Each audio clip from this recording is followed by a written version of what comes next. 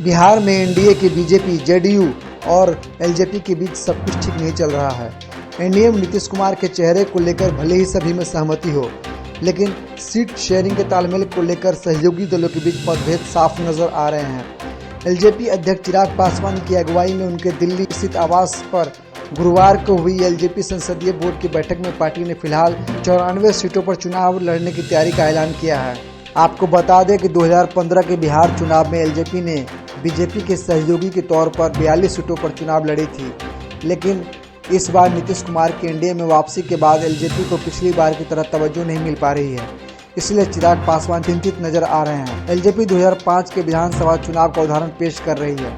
LJP ने बिना तालमेल के 178 सीटों पर चुनाव लड़ा, जिनमें 29 पर जीत मिली और उसे 12.62% वोट मिले थे। इसी आधार पर वह खास तवज्जो चाहते हैं। वहीं लोकसभा चुनाव में एलजेपी को बिहार के 40 में से 6 सीटें दी गई थी।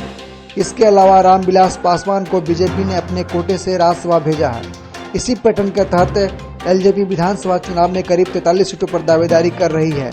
वहीं बिहार की 243 सीटों में से बीजेपी 105 और जेडीयू 105 सीटों पर चुनाव लड़ने का मन बना रही है और शेष 33 सीटें एलजेपी को देना चाहती है, जिस पर चिराग पासवान राजी नहीं है।